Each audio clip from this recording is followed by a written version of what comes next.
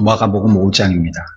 예수께서 바다 건너편 거라사인의 지방에 이르러 배에서 나오심에 곧 더러운 귀신 들린 사람이 무덤 사이에서 나와 예수를 만나니라. 그 사람은 무덤 사이에 거처하는데 이제는 아무도 그를 쇠사슬로도 맬 수 없게 되었으니 이는 여러 번 고랑과 쇠사슬에 매었어도 쇠사슬을 끊고 고랑을 깨뜨렸음이로라. 그리하여 아무도 그를 제어할 힘이 없는지라.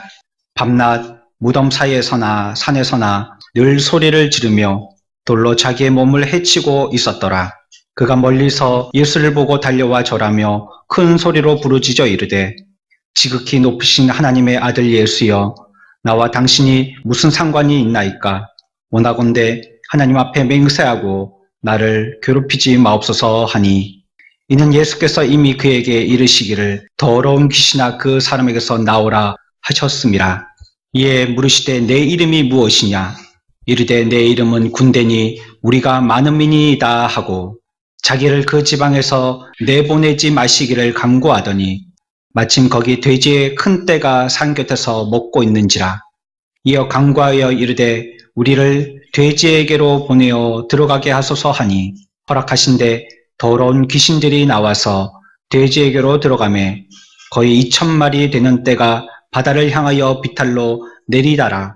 바다에서 몰사하거늘 치던 자들이 도망하여 읍내와 여러 마을에 말하니 사람들이 어떻게 되었는지를 보러 와서 예수께 이르러 그 귀신 들렸던 자 곧 군대 귀신 집했던 자가 옷을 입고 정신이 온전하여 앉은 것을 보고 두려워하였더라. 이에 귀신 들렸던 자가 당한 것과 돼지의 일을 본 자들이 그들에게 알림해 그들이 예수께 그 지방에서 떠나시기를 간구하더라. 예수께서 배에 오르실 때에 귀신 들렸던 사람이 함께 있기를 간구하였으나 허락하지 아니하시고 그에게 이르시되 집으로 돌아가 주께서 내게 어떻게 큰 일을 행하사 너를 불쌍히 여기신 것을 내 가족에게 알리라 하시니 그가 가서 예수께서 자기에게 어떻게 큰 일을 행하셨는지를 데가볼리에 전파하니 모든 사람이 놀랍게 여기더라. 아멘. 찬양하겠습니다.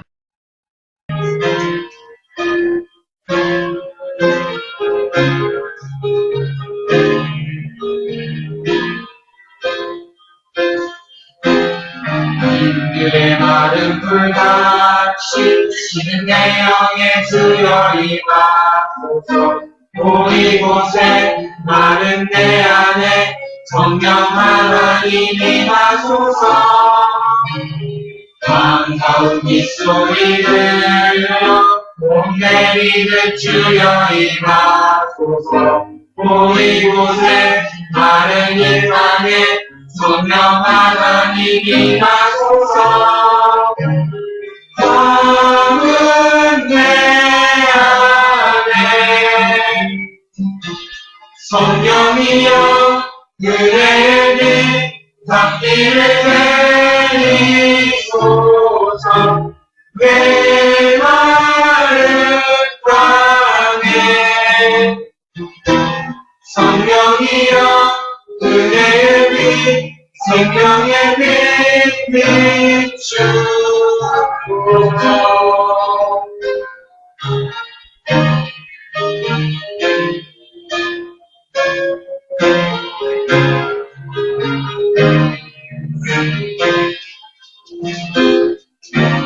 저는 따가운 돌을 내려 지는 내 영을 소생시키소서. 이곳에 마른 내 안에 성령 하나님 임하소서. 참되신 사랑의 언약 온 내리듯 주여 임하소서. 이곳에 마른 이 땅에 성령 하나님 임하소서. 밤은 내 안에 성령이여 그대의 빛 담비를 내리소서. 메마른 땅에 성령이여 그대의 빛 생명의 빛 비추사. 마음은 내 안에 성령이여 은혜의 빛 감기를 내리소서 메마른 땅에 성령이여 은혜의 빛 생명의 빛 비추사 메마른 땅에 성령이여 은혜의 빛 생명의 빛 비추소서. 우리가 어릴 때 한 번씩 가져본 경험인데요. 혼자 집에 있을 때입니다. 부모님도 아무도 안 계시고요. 집에 혼자 지키라고 늦은 밤에 무서운 가운데에 방에 있었던 그런 기억들이 다 있을 것입니다. 혼자 있는다는 건 외롭고요. 매우 공포심이 나를 압도합니다. 게다가 혼자 있으면서 주변 사람들이 혹시 있어도 그 사람들이 나를 지지해 주는 사람이 아무도 없다든지요. 오히려 나를 미워하는 사람들로 가득하고 욕하고 어느 때는 나에게 누명까지 씌워서요. 어떤 사람은 나를 죽이려고까지 한다면 정말 그런 분위기와 환경에서는 견디기 힘들 것입니다. 만약에 그 사람이 그런 환경 가운데 있다면 여기서 빨리 도망쳐버리고 싶을 거예요. 어떻게든지 그 환경에서 탈출하고 싶겠죠. 그리고는 어디로 가고 싶겠습니까? 더러운 귀신 들린 이 가엾고 비참한 사람이요. 우리가 이 말씀을 볼 때 지금까지는 아주 무지막지한 나쁜 놈, 귀신 들린 놈 이렇게만 우리가 생각했는데 이번에 이 말씀을 보면서 이 사람이 불쌍한 사람이다 하는 걸 갖다가 깨닫게 됐어요. 여러분들 이 분위기를 한번 기억해 보시죠. 전 사실 19절만 읽으려고 그랬는데요. 19절만 읽어가지고는 전체적인 분위기를 갖다가 우리가 다 익히지 못할 것 같아서 길지만 1절부터 읽겠습니다. 거라사인이라는 지방에 공동묘지가 있었는데 말이에요. 여러분들 공동묘지 가보셨죠? 공동묘지는 사람이 사는 주택가나 마을하고는 조금 멀리 떨어져 있습니다. 왜냐하면 사람들이 좀 끔찍해하니까. 인가가 없는 곳에 저기 산골 안쪽에 그리고 산을 타고 들어가면 안 보이는 뒤쪽에 그리고 좀 양지 마른 곳 이런 곳에 공동묘지가 있죠. 이 거라사인 지방에 귀신 들리는 사람이 있는데 이 사람이 가족에게도 쫓기고 마을에게도 쫓기고 해가지고 갈 데가 없으니까 사람들이 잘 드나들지 않고 조용한 공동묘지에서 살고 있는 거예요. 이 사람이 가끔씩 막 늑대 인간처럼 소리를 지르고요. 막 어떨 때는 마을로 내려와고 막 사람들을 해하기도 하고요. 이래서 동네 사람들이 이 사람을 갖다가 굉장히 규제하려고 제재하려고 애를 썼었어요. 어떻게까지 했냐면 쇠고랑으로 막 묶어가지고 수갑을 채우고 그 사람을 세상죄를 지은 죄인 것처럼 몸에다가 막 올가미를 매놓고 이래 마치 집에서 기르는 개처럼 그렇게 지냈어요. 근데 미친 사람이요. 힘이 굉장히 셉니다. 초능력이 나타납니다.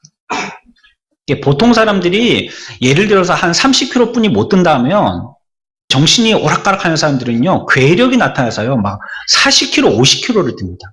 으악 하면 그 사람을 갖다가 한두 사람이 억제를 못해요. 어른 5, 6명이 겨우 눌려도 그게 근근히 억제되고 그래요. 그러니까 몸에다가 그렇게 쇠소랑을 묶어놓고 동네에서 쫓아내고 접근도 못하게 하고 그랬죠. 그 사람이 귀신 들러서 그런 거예요. 예수님을 만나고요. 결국은 귀신이 쫓겨났는데 그 속에 귀신이 얼마나 많았던지 돼지 떼에 들어갔다고 얘기했고요. 그때 귀신들은 돼지 떼가 전부 다 냇가로 가서 물에서 그냥 자살을 하는 거죠. 그랬더니 원래의 그 돼지를 치던 돼지 주인이 돼지 떼의 주인이 돼지가 다 물에 떠내려가서 죽게 됐으니까 자기는 경제적으로 손해를 봤잖아요. 그래가지고 예수님을 대적하는 장면입니다. 우리는 이 시간에는 귀신 들린 남자에 대해서 주목하고 이 사람이 우리의 주인공인데요.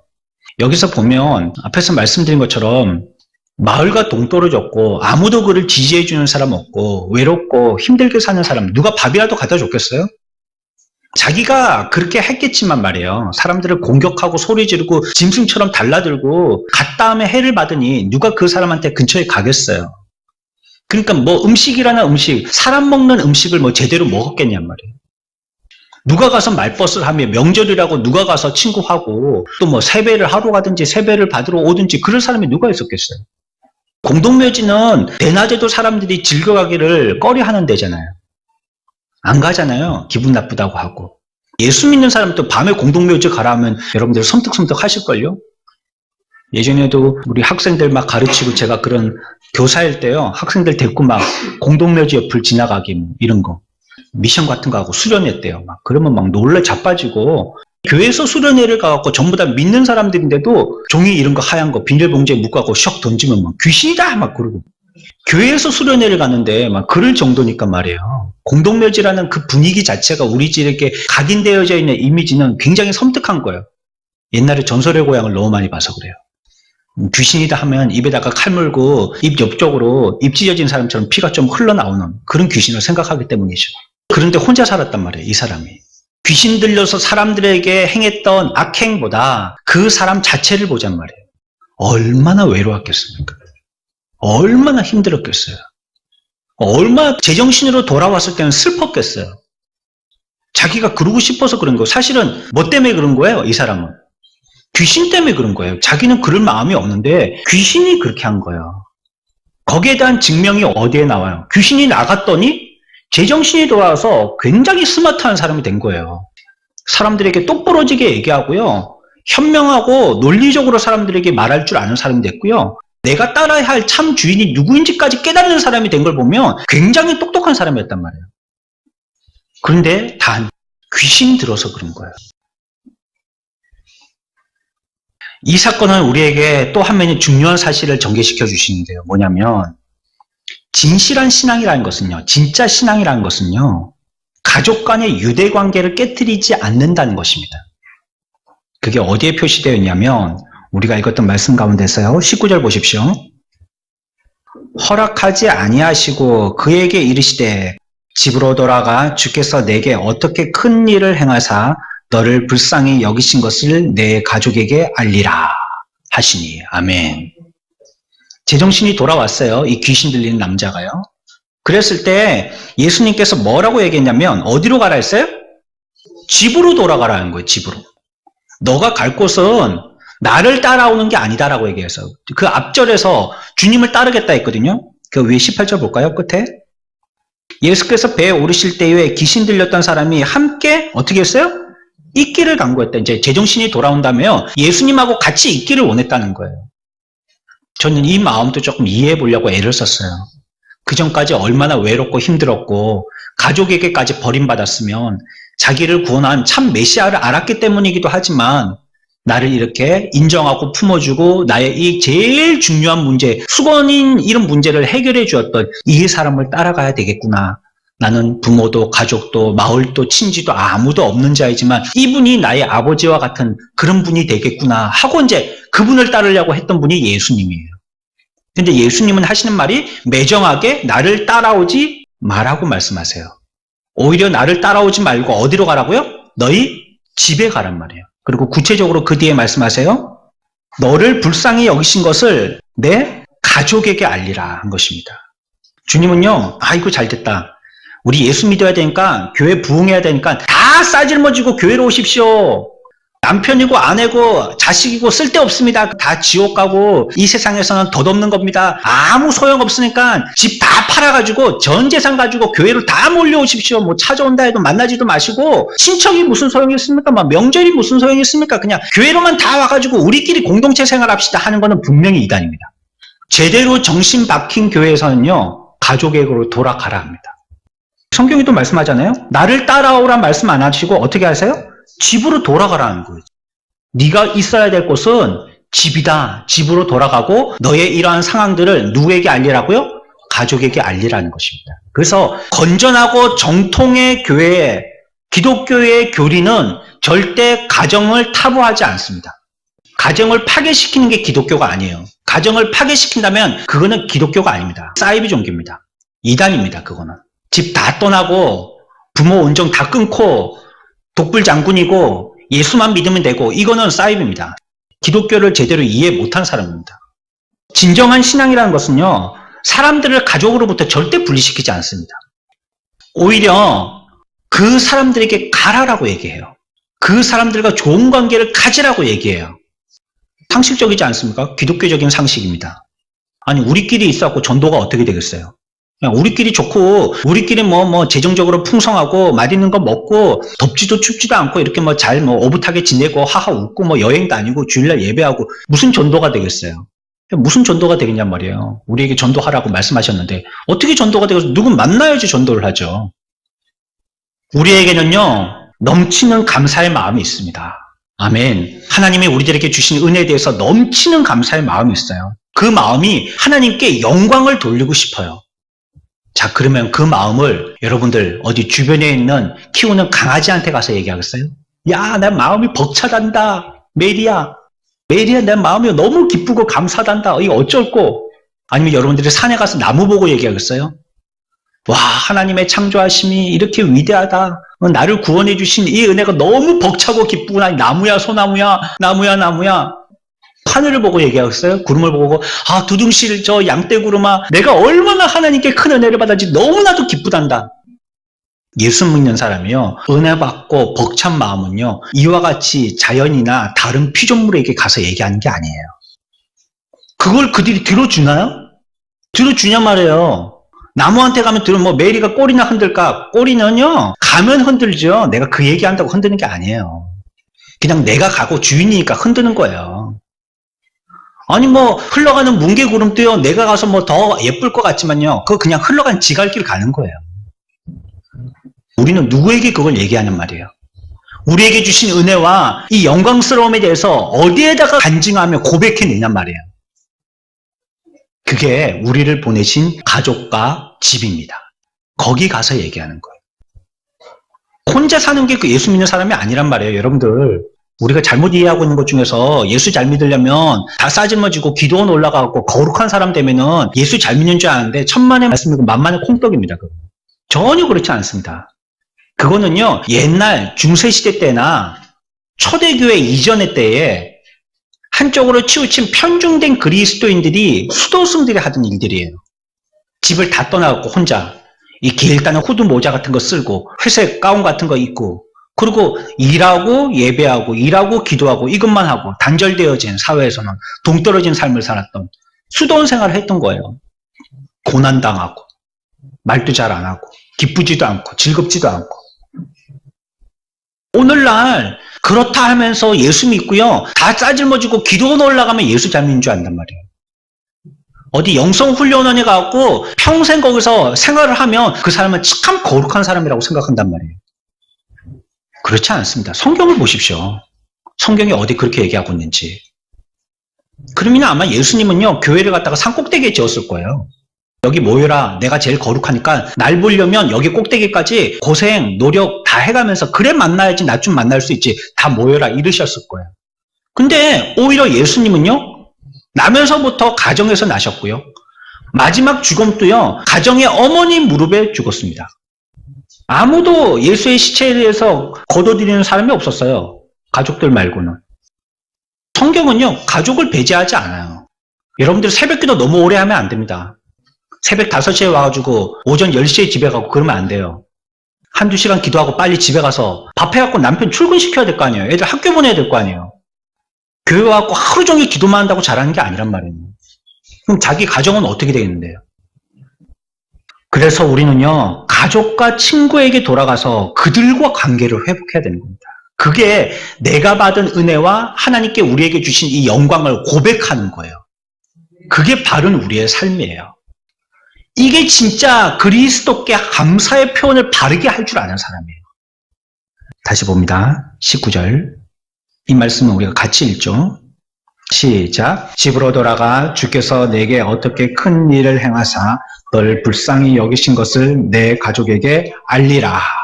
아멘. 그래서 진짜 믿음은요, 자연스러운 것과 전혀 모순되지 않습니다. 믿는 자는 울면 안 된다. 이거 얼마나 부자연스러워요. 우리가 우리 남자아이들 키울 때 그렇게 얘기하잖아요. 남자가 무슨 이렇게 눈물이 많아. 왜 남자면 울면 안 돼요? 남자도 나이 많이 들면요, 여러분들 몰라서 그렇지 아내 등 뒤에서 드라마 보면서 눈물 흘립니다. 천장을 쳐다보면서 자꾸 집어넣으려고 그래서 눈물 흘립니다. 영화관에 가면요, 깜깜하니까 안 보여서 그렇죠, 기침하는 척 하면서 눈물 흘립니다, 전부. 근데 어렸을 때부터 남자는 울면 안 된다고 그러니까 울면 무슨 큰 죄나 저지르는 것처럼 남자다가 못 울어요. 못 울어. 이건 부자연스러운 거예요. 그런 거는 믿음하고 같이 가는 게 아니에요. 믿음하고 같이 가는 건요, 자연스러워요. 굉장히 자연스럽습니다. 예수 믿는 사람은 웃어도 안 된다. 경건해야지. 어디 교회에서 거룩한 예배당에서 웃어 웃기는. 아니, 말씀을 들으니까 기쁜데 어떻게 안 웃어요? 그러면 전부 다 죽상이 돼갖고 앉아 있어야지 그게 거룩한 예배인가요? 믿음은요, 자연스러워요. 비인격적인 요구는요, 성경에서 지지를 받지 못합니다. 앞에서 말씀드린 그런 겁니다. 예수 믿는 사람들은 처자식, 가족 다 버리고 예수 믿는 데만 올인해야 된다. 이게 인격적이지 않잖아요. 이런 건 성경에서 지지받지 못한다는 겁니다. 요한복음 11장 35절에도요, 예수님께서 눈물을 흘리시더라 했어요. 예수님은 남자예요, 여자예요? 한국 교육 제도라면 잘못하고 계신 거죠, 지금 예수님. 남자가 어디서, 남자는 딱 3번만 눈물 흘려야지. 어디서 그렇게 눈물을 흘리고. 예수님도 눈물 흘리셨다는 거예요. 자연스러운 겁니다. 믿음은 우리의 부모들에게 당신은 더 이상 나에게 어떤 유익도 줄 수 없는 어머니와 아버지가 아닙니다라고 고백하지 못하게 합니다. 그게 믿음이에요. 그렇게 했다면요, 이거는 기독교와는 아무 상관없는 태도입니다. 천리말리 간 겁니다, 기독교하고는. 경건한 믿음의 삶이라는 것은요, 혼자만의 거룩이 아닙니다. 이건 착각하고 있는 거예요. 복음은 남편을 전보다 더 좋은 남편으로, 아내를 전보다 더 좋은 아내로, 자녀를 전보다 더 좋은 자녀로 만드는 것이 그게 복음이에요. 그런 남편과 아내가 또 그런 자녀가 있는 가족에게 가는 것은 당연한 것입니다. 그건 자연스러운 것이에요. 그게 복음이에요. 복음은 절대적으로 가족의 의무를 저버리라고 얘기하지 않습니다. 예수 믿는 사람들은 남편 뒷바라지 않아도 돼. 이런 말 전혀 성경에 기록되지 않습니다. 남편 없고 목사님을 남편으로 생각하면 돼. 성경에 어디 그런 말이 나옵니까? 오히려 복음이요, 사랑에 대해서 악화되고 있는 그 분위기에요, 사랑의 새로운 이유를 제공해 주는 겁니다. 그게 복음입니다. 우리에게 말씀하세요. 집으로 돌아가라고 얘기했죠. 집으로 돌아가. 주께서 내게 어떻게 큰 일을 행하사 너를 불쌍히 여기신 것을 내 가족에게 알리라 라고 얘기한 것입니다. 가족에게 돌아갔어요. 거기까지 잘했습니다. 그 다음에 어떻게 하라고요? 내게 어떤 큰 일을 행하는지 너를 불쌍히 여기신 것을 내 가족에게 알리라는 겁니다. 자, 보세요. 여기서 우리들이 숨은 그림 찾기를 조금 해야 됩니다. 금방 읽었던 19절 말씀입니다. 주께서 내게 어떻게 큰 일을 행하사 너를 불쌍히 여기신 것을 내 가족에게 알리라. 성경에 공통된 단어가 계속 나올 때는 왜 그렇게 나온다고요? 중요해서. 가라사대 가라사대 2번 나오면 중요하기 때문에, 이르시되 이르시되 2번 나오면 중요하기 때문에. 금방 읽었던 여기에서도요, 똑같은 단어를 쓰고 있지만 비슷한 의미의 단어가 계속 반복해서 써집니다. 뭐죠? 반복해서 써지는 단어가 있어요. 뭐가 있죠? 여러분들 찾으셔야 돼요. 목사에게만 기대지 마시고. 뭐예요? 네? 한 단어예요. 하나. 한 글자. 한 글자. 뭘까요? 예? 뭘까요? 뭘까요? 얘기해 보세요. 집으로 땡. 집으로 땡. 예? 너입니다. 너. 보세요. 잘 보세요. 다시. 내게, 너를 얘기하는 거죠. 너. 내게 어떻게 큰 일을 행하사. 지금 예수님이 누구한테 얘기하고 있는 거예요? 예전에 미쳤던 사람한테 너 얘기하고 있어요. 그 다음에 큰 일을 행하사 어떻게 여기신 것을요? 너를 불쌍히 여기신 거. 다른 사람 말고 너. 그리고 그 다음에 갈 때 어디로 가라고요? 네 가족에게 가란 말이에요. 남의 가족한테 가지 마요. 네게 큰 일을 한 거, 너를 불쌍히 여긴 것을 가지고 네 가족에게 가라는 거예요. 우리가 가족에게 가서 무슨 말을 해야 되냐 그러면 내 얘기하는 겁니다. 가족에게. 가족들한테 가서요, 처음에 대면하자마자 예수 그리스도 하나님 천지 창조 창세기부터 시작하고 뭐 레위기 신명기 넘어오면서 뭐 제사가 어떻고 그래가지고 율법이 어떻고 뭐 그래가지고 10가지 계명이 없고 안 듣습니다. 해보십시오. 듣는가 그 사람들이.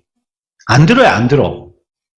제정신이 들어서 예수 믿고 가족들에게 갔어요. 가가지고 얘기하기를 전부 다 그런 얘기만 해요. 안 들어요. 아니 그 말하는 내용이 잘못됐다는 게 아니고요. 듣는 사람이 안 듣는단 말이에요. 가서 얘기해서 그 사람이 듣게 해야 될 거 아니에요. 그럴 때는 무슨 얘기 한다고요? 내 얘기 하는 겁니다. 내 얘기. 나의 어떤 얘기, 내가 어떤 은혜를 받았나. 지금 이 사람들 그 얘기한 거 아닙니까? 내가 예수 만나서 어떤 일이 있게 됐는지, 어떤 일이 있게 됐죠? 이 사람한테는?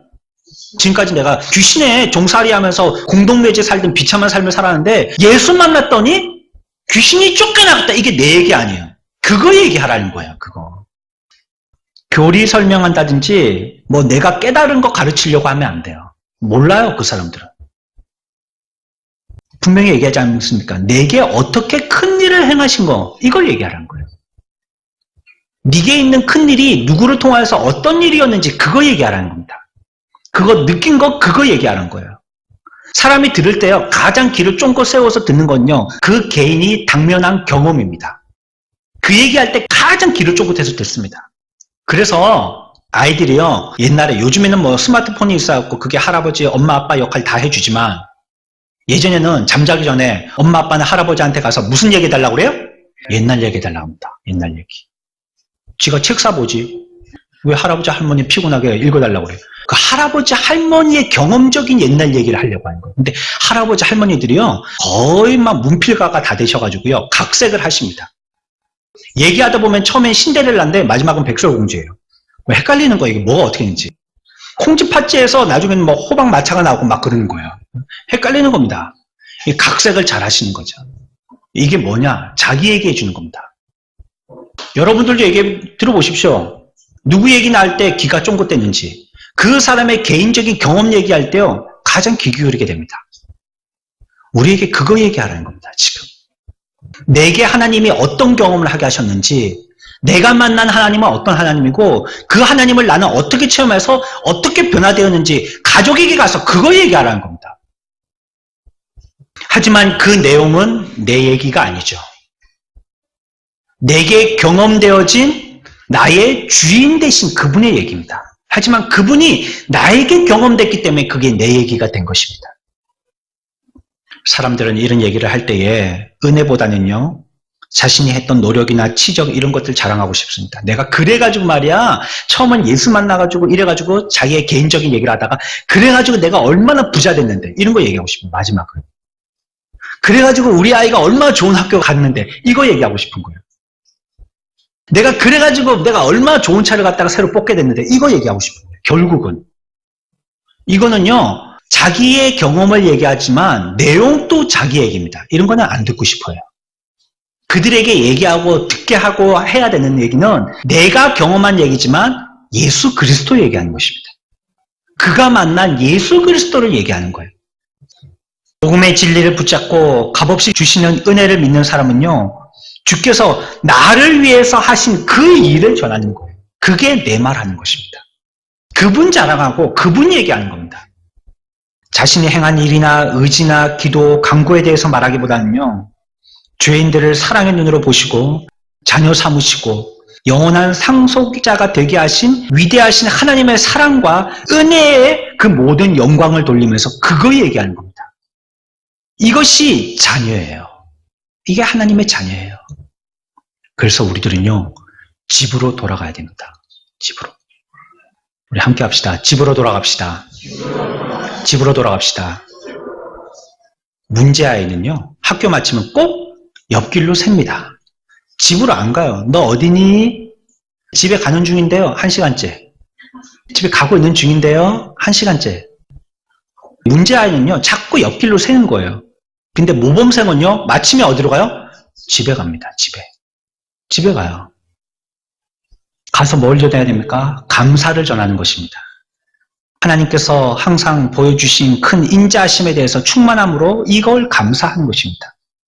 하나님께서 내게 행하신 선하고도 위대하신 일들을 감사하는 것입니다. 우리가 감사의 말들을 하게 되어진다면 하나님의 위대하심을 눈물 흘리면서 열과 성을 다해서 이야기할 때에 그들이 위대하심을 깨닫지는 못한다 할지라도 내가 눈물 흘리면서 열정적으로 그것들을 감사함으로 얘기할 때에 내가 얼마나 그분에 대해서 감사하고 있는지는 알게 됩니다. 깊은 도리나 깨달음까지는 가지 못한다 할지라도 아, 저 사람이 그 하나님께 진짜로 감사하고 있구나. 이거는 알게 된다는 거예요. 성경에서는 또 뭐를 얘기하라고 했죠? 너를 불쌍히 여기신 것 얘기하라 했어요. 불쌍히 여긴 걸 얘기하는 거예요. 주님은 단순히 친절한 분이라는 걸 얘기하는 게 아니에요. 내가 있던 상황이 얼마나 비참한 상황이었는데 우리를 어떻게 긍휼히 불쌍히 여기셨는지 그거 얘기하는 것입니다. 회심은 기쁘고 감사한 겁니다. 내 속에 있는 것은요, 감사하지만요, 슬그머니 하나님의 은혜들은 자기 호주머니에 집어넣어버리고요, 그냥 자기는 사람들에게 높임만 받고 싶고요, 사람들에게 인정만 받으려고 하고, 그래서는 안 되는 것입니다. 나의 죄에 대해서 얘기한다면요, 우리의 마음에 진정한 겸손으로 그런 말들을 하게 된다면 순전한 감사의 눈물로 말해야 되면서요, 내가 그런 것들을 받을 자격이 없는 송구한 자라는 것을 갖다가 회상하면서 하나님께 얘기하는 것입니다. 불쌍한 자라는 걸 깨달아야 된다는 거예요. 사실 5장에서 얘기하고는 무덤 사이에 지내고 있는 이 미친 사람은요, 저와 여러분들입니다. 이 시대에 살고 있는 이전에 저와 여러분들의 모습입니다. 마을과 가족에게 멀리 동떨어져서 공동묘지 한가운데서 사랑받지 못하고 외로움과 두려움 가운데 혼자 떨고 의지하지도 못하고 먹을 것도 없고 끼니도 걱정하면서 자기조차도 두려워하는 가운데 살아야 했던 저와 여러분들의 비참한 모습입니다. 이거는 단순히 예수님께서 큰 기적과 이적을 행하셔서 마귀를 나가게 하시고 귀신을 나가게 하셔가지고 돼지떼에 들어가게 하신 어떤 일면의 행사만을 얘기하는 것이 아니에요. 우리가 바로 그런 자예요. 비참함에 처하고 있던 자들이었다는 거예요. 이런 우리를 구원하여 주신 그 은혜를 생각하면서 감사하는 마음으로 가족에게 돌아가야 된다고 성경이 얘기하고 있습니다. 누구도 부인하지 못할 겁니다. 전도 중에서 가장 힘든 전도가 가족 전도입니다. 가족을 전도하는 것만큼 힘든 게 없어요. 왜? 가족은 나의 모든 면을 다 알고 있기 때문이죠. 안팎에 나의 행동과 내 마음가짐, 내가 어떻게 커왔고 부모에게 어떻게 했고 어떤 생각을 갖고 있고 이걸 다 알고 있기 때문이죠. 목사님들 가운데서도 그런 얘기 하시는 분들이 많으세요. 목사님이 가장 은혜를 끼쳤다라고 인정받으려면 자기 가족들이 한테 물어보면 된다고. 이번 예배가 은혜 됐는지. 그래서 가족들이 은혜 받았다 하면 그 예배는 은혜로운 예배다. 가족들이 말해요. 목사 설교 들으면서 지나지 않아야지. 지는 기도도 안 하면서 성도들한테 기도하라고. 지는 감사도 안 하면서 성도들한테 감사하라고. 가족들이 째깍으로 아는 거예요. 어떤 훌륭한 위대한 말씀을 전해도요. 가족들이 은혜 받지 못한다면요. 설교 잘못하고 있고 설교 잘못하고 있는 인생을 살고 있는 거죠. 우리에게 가장 귀한 것을 주셨다면요. 그것 가지고 가족으로 가는 겁니다. 저는 어릴 때 그런 기억이 있습니다. 교회 가서 상을 많이 받았거든요. 뭐 잘한 건 없는데 그냥 꾸역꾸역 다니니까 상 주더라고요. 그땐 잘 다니면 상 주잖아요. 그때 뭐 줬습니까? 노트, 연필, 지우개, 또 고학년 올라가면 로망이죠. 샤프 이거 쓰는 거. 좀 크게 받으려면 스케치북 밑에 딱 깔아가지고 크레용 위에 놓고 그 다음에 연필 놓고 지우개 놓고 딱 포장지로 싸면 이건 대상이죠. 대상. 여러분들 아이들이 이걸 받았을 때 받아가지고 어디 갈까요? 집으로 안 걸어갑니다. 상 받은 날을. 뛰어가게 됩니다. 이상하게 그거 상하는 것도 아닌데 그걸 받은 날은요. 집으로 뛰어가게 됐어요. 왜? 우리 가족에게 제일 먼저 얘기하고 싶은 겁니다. 그래봤자 엄마 아빠 나눠주는 것도 아니에요. 지 혼자 쓰면서. 그래 집에 뛰어가고 싶은 겁니다. 여러분들이 받은 은혜와 경험들과 하나님께 얻은 영광들이 있다면 이것이 내 마음에 벅차오른다면 어디에 가서 누구한테 얘기하겠냔 말이에요. 이거 하나님께서 우리들에게 본성적으로 넣어주신 거예요. 어디로 가게 해요? 집으로 가게 합니다. 집으로. 이 남자는 어떻게 했죠? 집으로 갔습니다. 집에만 간 것이 아니고요. 20절에 한 절 뒤에 가서 보면요. 그가 가서 예수께서 자기에게 어떻게 큰일을 행하셨는지를 데가볼리라는 마을에 가서요. 모든 사람들에게 얘기했어요. 전파했어요. 그러니까 사람들이 저 사람을 갖다가 이상하게 봤죠. 이해 가시죠? 방금 전까지 어떤 사람이었기 때문에 미친 사람인데 정신 차려서 예수에 대해서 증거하고 다니니까 저 사람이 정신이 돌아왔나 아직까지 미쳤나 이걸 좀 이상하게 본 겁니다. 우리들도 이렇게 해야 돼요. 그 사람들이 우리들을 갖다가 어떻게 주목하든지 간에 우리를 위해서 이같이 하나님이 많은 일을 행하셨다면, 예수님이 우리들에게 이와 같이 위대한 일을 행하셨다면 그것을 가지고 나가서 전해야 되는 것입니다. 얘기해야 되는 거예요. 먼저 가족에게 가서. 여러분들 집에 있는 가족에게 가십시오. 가족에게 가세요. 가서요, 하나님이 여러분들을 만나 주셨다고 가서 얘기하십시오. 비참한 지경에 있던 나를, 처참하게 아무도 돌아보지 않던 불쌍한 나를, 내가 보기에도 무서워했던 그런 나를 하나님이 나를 변화시켜 주셨다고 가서 얘기하십시오. 이 불쌍한 사람은 미친 사람이었었어요. 그가 집에 돌아왔습니다. 문을 두드립니다. 엄마! 아빠! 문을 막 두드립니다. 엄마 아빠가 집에서 내 자식인지 알았을까요? 몰랐을까요? 알죠. 그거 왜 몰라요? 우산을 쓰고 얼굴도 안 보이게 우르르 30명, 40명 교문 앞에 쏟아져 나와도 엄마는 자기 자식을 정확하게 찾아냅니다. 쟤다. 껐덕껐덕 우산이 움직이는 거 보니까 쟤다. 금방 찾아냅니다. 얼굴이 안 보여도 금방 알아요. 엄마! 아빠! 알았을까요? 몰랐을까요? 단번에 압니다. 단번에. 부모들은요, 아마 두려웠을 것입니다. 솔직히 얘기해서. 또 무슨 낭패를 당하게 할 거나 아니면 행패를 부리거나 미친 짓을 해서 동네 시끄럽게 할 건지 두려웠던 겁니다. 내 자녀 때문에 이웃에서 친하다고 하는 사람들이 이빨린 위로를 하는데 그게 듣기 싫어서 그게 또 두려울 것입니다. 또 내가 우리 이웃에게 또 이런 소리 듣겠네. 두려울 것입니다. 어쩌면요, 아무도 없는데요? 이렇게 얘기할지도 모릅니다. 엄마 아빠 부르지만 집에서 엄마 아빠가 아무도 없는데요? 이렇게 얘기할지 몰라요. 왜? 자기 자식이기 전에 미치광이기 때문에, 미쳤기 때문에. 그런데 이 남자는 문 앞에서 놀라운 얘기를 해요. 문도 아직 열어주지 않은 엄마 아빠지만 문 앞에서 소리를 고래고래 지르면서 얘기합니다. 어머니 아버지, 예수님께서 나를 낫게 해주셨어요. 내가 귀신 들어서 그 공동묘지에 있었던 거 엄마 아빠 아시죠? 그 이전에 있던 내가 아니에요. 이제 내가 완전히 귀신이 내게서 쫓겨나갔어요. 저를 들어가게 해주세요. 저는 더 이상 이전에 무덤에 까여있던 그 미치광이가 아니에요. 예수님이 저를 낫게 해주셨다니까요. 나 이제 제정신이 돌아왔어요. 문 열어주세요. 여러분, 바꿔서 생각해 봅시다. 이제 내가 미치광이가 아니고요. 내가 부모라고 생각해 봅시다. 내가 집 안에 있는 사람이에요. 내 자식이 미쳤었어요. 자식이 죽으면 어디에 묻는다고요? 가슴에 묻는다고요. 평생 남는다는 말이에요. 부모 돌아가시면 자식들 다 잊어먹지만, 그때뿐이고 조금 지나면 다 잊어먹지만, 언제 돌아가셨더라 달력봐도 잘 모르지만, 자식 죽은 건요, 부모가 가슴에 묻는다고요. 얼마 전에 신문에 나왔잖아요. 세월호 학생들, 아이들 없는 빈 의자의 졸업식, 신문 사진 나왔었죠? 아직도 울고 계세요, 부모님들은. 가슴에 묻혀있기 때문이죠. 그랬던 자식이 말이에요, 미치광이 자식이. 평생 그렇게 도움이라고는 하나도 주지 못하고 온 동네방네 시끄럽게 만들고 이제는 자식 아니다 이렇게 포기해버렸던 이 자식이 제정신이 돌아와서 엄마 아빠를 부르면서 누군가에 의해서 내가 귀신이 쫓겨나왔다라고 내가 온전한 정신이 되었다라고 이렇게 문 열어달라고 두드린다면 여러분들이 안에 있다면 어떻게 하겠어요? 놀랍겠죠. 얼마나 놀랍겠습니까? 문 열자마자 벌컥 안을 겁니다. 묻지도 따지지도 않고. 얼마나 더럽겠어요. 짐승처럼 살았으니.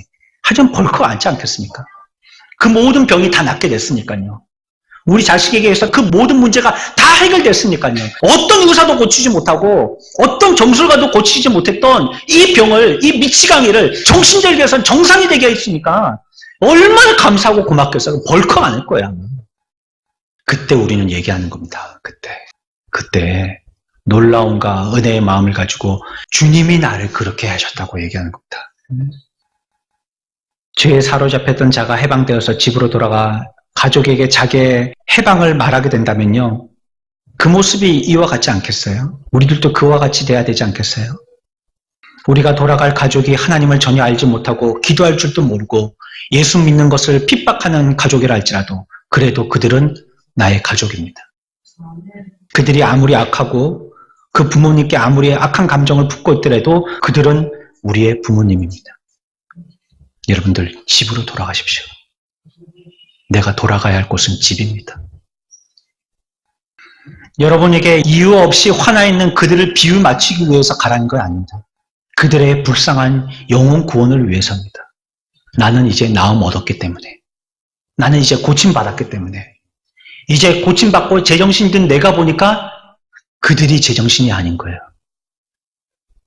그들을 고치고 그들에게 고칠 방법을 알고 있기 때문에 가서 얘기하는 것입니다. 한 불신자가 있었습니다. 교회 안 다니는 사람이에요. 그는 교회하고 교회에서 있는 모든 일들에 대해서 굉장히 혐오스러워했습니다. 어느 날 그 지역에 사시는 목사님이요, 그 불신자를 위해서 아주 오랫동안 기도하기로 마음먹었습니다. 그리고 기도하기 시작했어요. 그리고 어느 날 목사님은 그가 일하고 있는 곳으로 달려갔습니다.